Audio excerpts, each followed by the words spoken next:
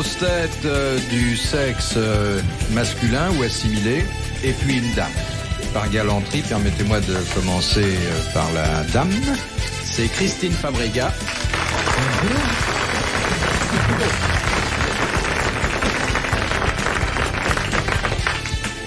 Et dans le sexe masculin ou assimilé, 3 représentants qualifiés. Enfin, qualifiés, c'est ce qu'ils disent, mais on n'a jamais eu de témoignage. D'abord, un homme sans lequel la plupart des mauvaises histoires ne viendraient jamais à la connaissance du public, Philippe Castelli.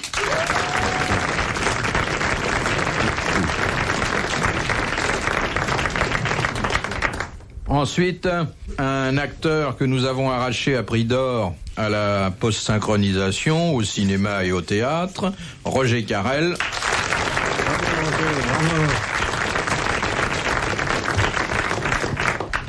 Et puis,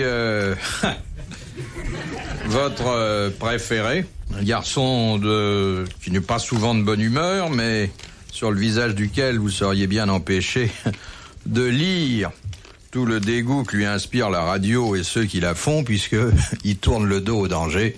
C'est le vicomte, c'est l'amiral Olivier de Kersauzon.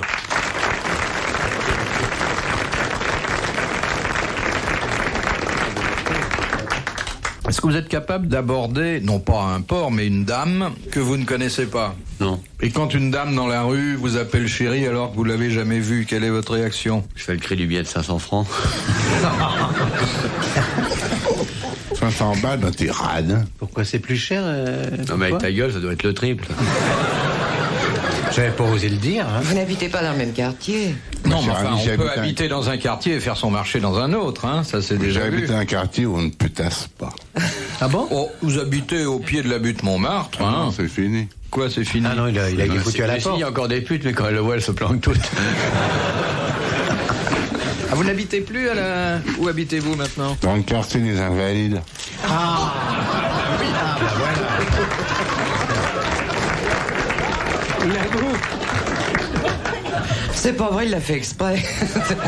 Il fallait s'y attendre, hein. Vous êtes mieux, vous êtes avec des gens...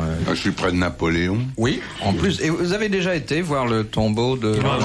Oui, mais j'aime pas du tout. Ah, Qu'est-ce que vous leur reprochez? C'est très beau, hein. C'est mastoc, comme tout ce qu'a fait Napoléon. Ah bah c'est pas lui qui l'a fait, son tombeau, hein.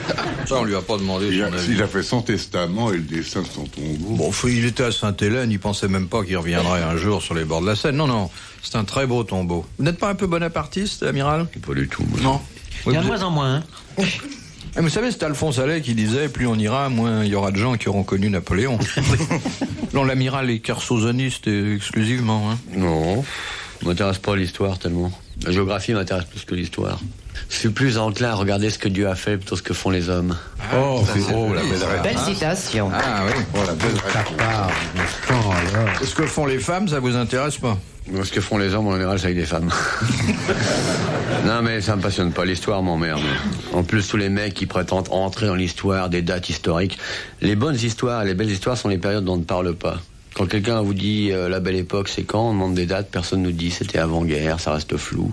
Et j'entends un mec dire c'est une journée historique et tout, j'ai envie de me casser, moi, parce que... Non, mais enfin, faut avoir des points de repère, savoir d'où on vient pour pas du tout. déterminer où on va, non? Vous voyez que j'ai besoin de savoir d'où on vient pour savoir où on va. Faut avoir des points de repère, hein, parce que moi j'ai repéré un meuble chez un antiquaire. On m'a dit c'est restauration, j'étais incapable de savoir quel roi. Non, mais ça a été restauré. Restauration, ça vient de chez Borel. Sous la restauration, quel était le roi? Marcel Restauration, 1912-1913. Chez un antiquaire, tous les meubles ont subi les restaurations, de toute façon. Généralement, on la situe après Napoléon, la restauration, hein? Ouais. C'est Louis XVIII alors? Oui. Ah bon, j'ai cru que c'était Louis-Philippe.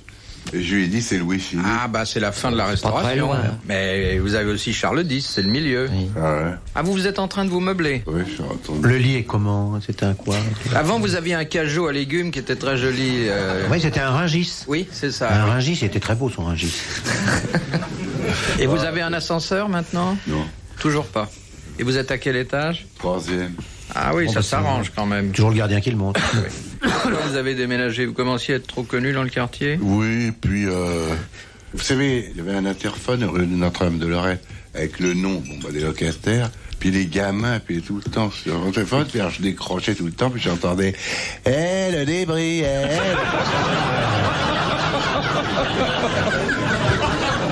Fallait mettre un autre nom. Alors j'ai retiré mon nom, mais ils avaient repéré l'emplacement.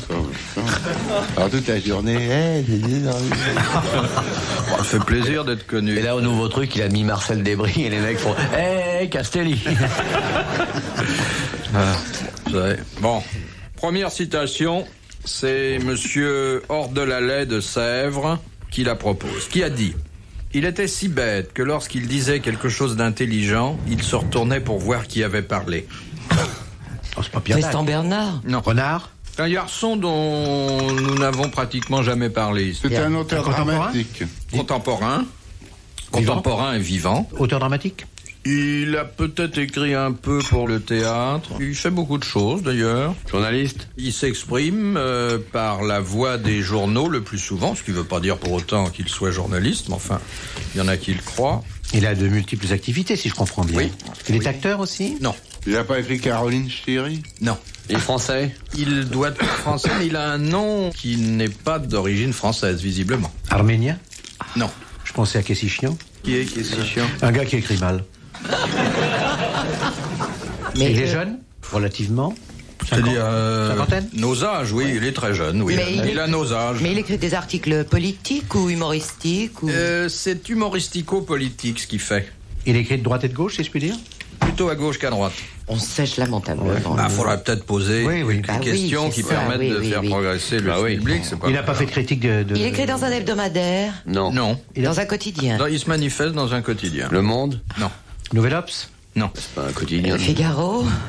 Oh, la gauche dans le Figaro. Oui, c'est vrai. L'humeur. L'humain. L'humanité. Ah. Il dessine aussi, non? Oui. Ah ouais, c'est machin. C'est un pif comme ça. Volinsky. Voilà. C'est Volinsky. Bonne réponse de Christine Fabrega. La forme du nez ayant été indiquée par l'amiral. Oui. Ce qui a laissé penser que notre camarade, d'après la forme du nez, connaissait Volinsky. C'est marrant, Volinsky ressemble à un héros de bande dessinée belge qui s'appelait Lambic. Albert Lambic. Ouais. Allah. Alambic. Les grosses têtes dans la nuit des temps. Sur RTL, de 4h à 4h30. Deuxième citation, c'est Madame Claude qui habite dans Ah, Tiens. elle est revenue. Bah oui. Vous avez connu Madame Claude? Personnellement, non. Il s'appelait Fernande. Aucun homme n'avoue. Fernande Grudet. Mais les hommes ne connaissaient pas Madame Personne Claude. ne la Personne connaissait. ne l'a personne J'ai ne jamais les entendu un pensionnaires. homme mais dire connaissait connaître des la amis qui la Toujours, connaissaient. Oui. toujours. Et je crois que l'amiral a été, c'était d'ailleurs pendant sa jeunesse, essayeur chez Madame Claude. Oui. Je l'ai connu, moi, ouais. Ouais, J'en il est- rougis pas. Je suis très content de l'avoir connu. Il essayait les culottes petits bateaux, là. Ah, elle avait des pensionnaires charmantes. Il n'y a plus ça de nos jours. Elle doit être aujourd'hui mariée, mère de famille, ambassadrice. Oui. Hein? Ouais, c'est incroyable. Sûrement, hein. Ah, ouais. Alors, la question de Madame Claude. Qui, invité à un dîner, déclara en cours de soirée: si je baille, ne croyez surtout pas que c'est parce que je suis mal élevé, c'est simplement parce que je m'ennuie. Oh, c'est beau. Guitry, non? Non. Il est mort. Charlie, allez. Il est mort. Mais il y en a tellement qui Pierre Dac sont dans ce cas. Tristan Bernard. C'est pas Pierre Dac. Francis Blanche. Francis Blanche. Bonne réponse de Roger Caron.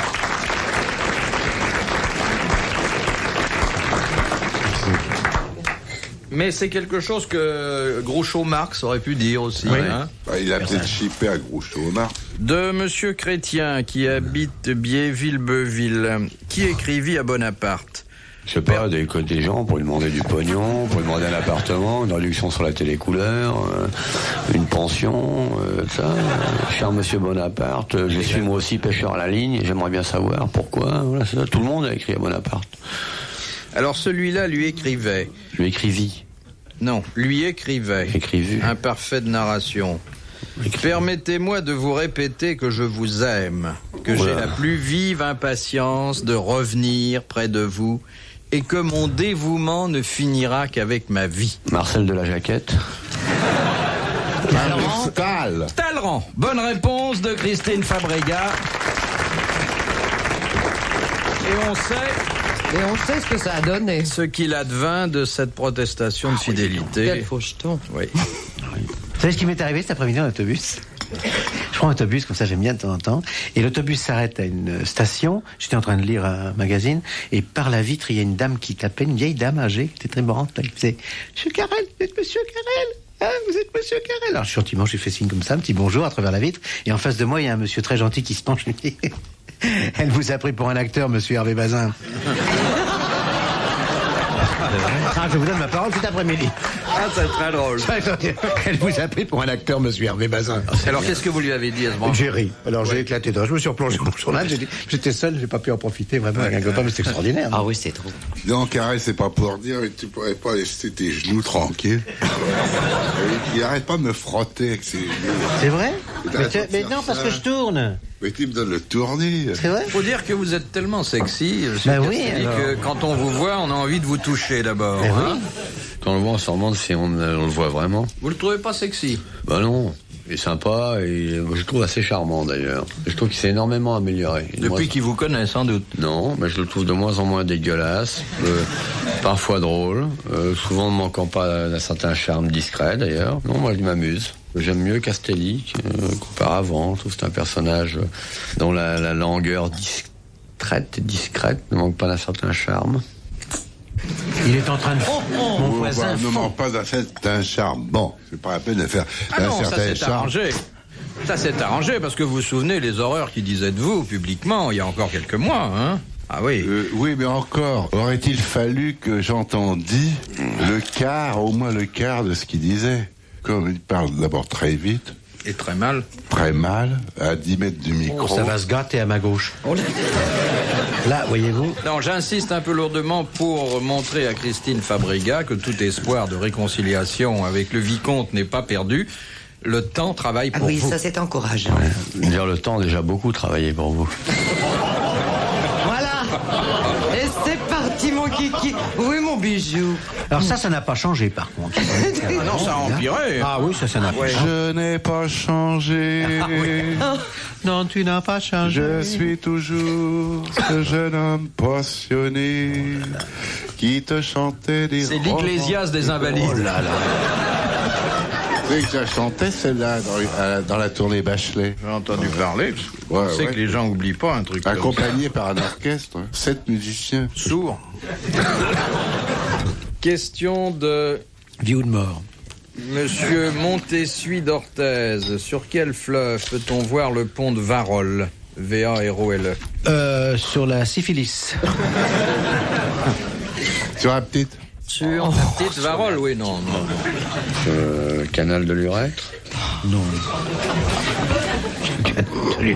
C'est un peu de cet ordre, si vous voulez. Dans le cerveau. Oui. C'est Pont de ce Varolles, qui réunit dit aussi pont de Les deux Silvius. pariétaux. les deux hémisphères. Les deux Dit hémisphères. aussi aqueduc de Silvius.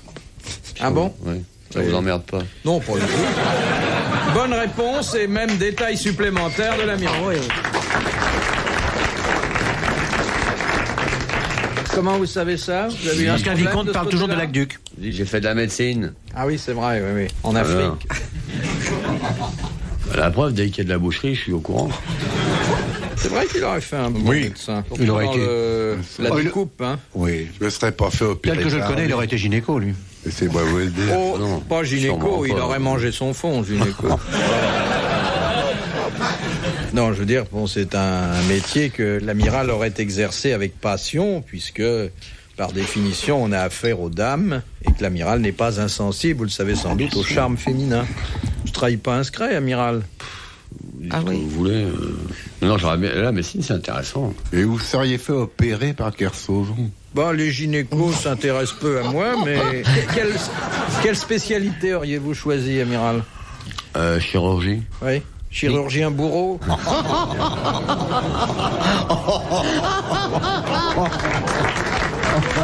Philippe Bouvard sur RTL, 4h, 4h30, les grosses têtes dans la nuit des temps. Les grosses têtes dans la nuit des temps.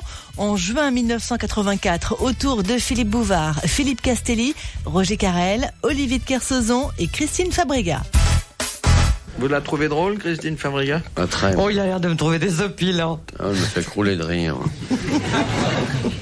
Emmenez-la en croisière un jour, montrez-lui tout ce que vous savez faire sur un bateau. Oh, oui. Faites pas ça, Christine, vous ne reviendriez jamais. Ah bon, pourquoi? Parce qu'il me foutrait par-dessus bord. Bah, sûrement, dites, durant les traversées, vous aimeriez bien avoir quelqu'un qui... Vous avez déjà expliqué 100 fois. Oui. Oh, Emmène Castelli, les trimarans. Oh non, jamais. Oh, jamais. J'ai mieux crever que... Ouais, moi, je préférais que tu crèves avant, d'ailleurs. Quand je vois Kersozon, je me sens formidablement terrien. Question de Madame le Prieur d'Agon-Coutainville. Oh, toujours. Oh, oui, elle est toujours là, vaillante. Bien, c'est bien. Elle m'a écrit l'autre jour pour me dire qu'elle travaillait pour nous entre 8 et 10 heures par jour. Et qu'elle arrivait à envoyer 200 questions par semaine. Oh là, tout ça pour 500 francs par an? C'est extraordinaire. Bah souvent. Ah, ça c'est dur. Aux États-Unis, sous quelle forme et à l'usage de qui est vendue une bande enregistrée avec ces termes? Ok, à partir de maintenant, je m'en lave les mains, ne compte que sur toi, bon voyage et à bientôt peut-être. C'est pour une rupture? Siège éjectable dans les avions? Non, C'est guerrier, ça, c'est militaire. j'ai trouvé ça tout seul. Alors c'est une bande enregistrée? Oui, et bon, on connecte ça à un certain endroit. Et ça Dans les se toilettes Non. Et ça se met en route automatiquement. Au téléphone? Non, À une porte? non, L'entrée d'un désert? non, Dans une voiture? oui. Sur le tableau de bord d'une voiture à côté de la médaille de Saint-Christophe. Bonne réponse de Christine Fabriga. Dès que le compteur atteint 120, la voix se fait entendre pour indiquer au conducteur que le saint protecteur s'en lave les mains. Ah, c'est très joli. Mais il a été destitué. Saint-Christophe n'existe plus. C'est au fini Canada. Oui. Ah bon? Je crois que c'est Jean 23 qui l'a destitué déjà il y a un moment. Il n'existe plus, Saint-Christophe. Remplacé par qui? Mais il n'a pas été remplacé. On a dit que c'était un faux saint. Il y a quelques saints comme ça qui sont retirés du calendrier parce que c'était considéré que c'était pas des vrais saints. Alors on fait Ils n'ont aussi pas été canonisés vraiment. l'enregistrement, mais ça c'est plus personnalisé, ça coûte un peu plus cher, des voix de la femme et des enfants du conducteur, qui à partir d'une certaine vitesse lui disent Papa, attention, doucement, papa. lève le pied. Pense à nous, papa. Et laisse la dame. Ça, c'est la maman perfide qui a fait enregistrer ça. Vous conduisiez vite, vous, monsieur Castelli, quand vous aviez encore une voiture? Vous m'avez déjà vu aller vite.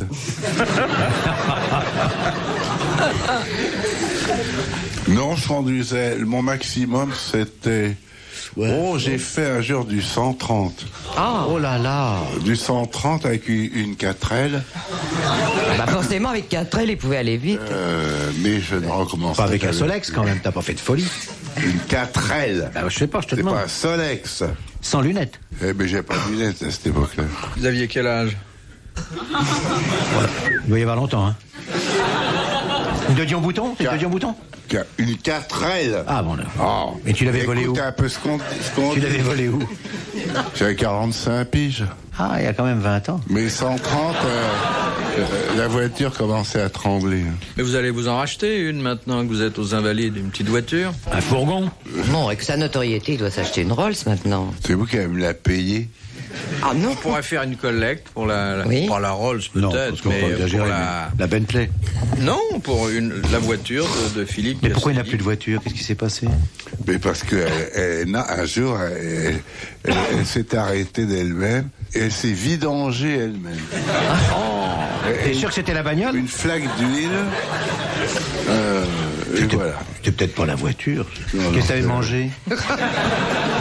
Car elle, vous êtes répugnant. Pas du tout, je pose des questions. Vous auriez pu la faire réparer, Mais non, elle était une autre, irréparable, elle était naze. en acheter une autre. La voiture dans Paris, c'est épouvantable. C'est aucun intérêt. Alors vous prenez le métro. Je prends le métro pour être reconnu, ouais. Alors Comment là, ça se passe? Alors qu'est-ce que vous disent les gens dans le métro? Ah, Jean-Monsieur Castelli. Est-ce qu'ils essaient de vous toucher pendant les heures de pointe? Dans les wagons? Oui. Hey. T'as la tasse, oui, ça. Ah ouais. Encore. Je fais ça très bien. Un jour, moi j'aime bien les transports en commun, et en prenant le métro, un jour j'étais assis comme ça, et je vois monter un gars dans le wagon, mais vraiment, avec une guitare, mais vraiment sordide, des grands cheveux très sales, un chapeau vraiment dégueulasse, très sale, et il joue de la guitare dans le wagon, et très bien. Ce gars jouait une fugue de Bach, très bien. Je me dis quand même, c'est formidable, je sais pas, un gars qui a peut-être une trentaine d'années, mais répugnant. Et alors il commence à enlever son chapeau, la fugue terminée, il commence à faire une petite quête, les gens donnaient, d'autres donnaient pas, mais je me dis vraiment ce gars joue très bien, puis je commence à fouiller dans ma poche, il vient vers moi, il me regarde, il me fait « Ah non, pas vous monsieur Carrel, pas entre collègues ». C'est-à-dire que là, il a pas voulu. Mais il y a plein de musiciens dans le métro. Et il y en a des très bons. Plus qu'au conservatoire. Ouais, très bon. Hein. Mais le meilleur couloir, la meilleure correspondance, c'est... Ça dépend où on va. Champs-Élysées. Qu'est-ce qu'il y a là? Alors là, les places sont chères. Hein. C'est là où ils récoltent le plus. Et tu es où, toi, en général? Moi, je suis incapable de jouer de la guitare. Non, mais tu peux dire raconter des histoires. Ah oui, je crois que les gens donneraient très cher pour que vous arrêtiez. Ah oui. Viens avec un garde du corps pour pas qu'on te frappe, mais... Je serai interné immédiatement. Retrouvez les grosses têtes dans la nuit des temps sur RTL.fr.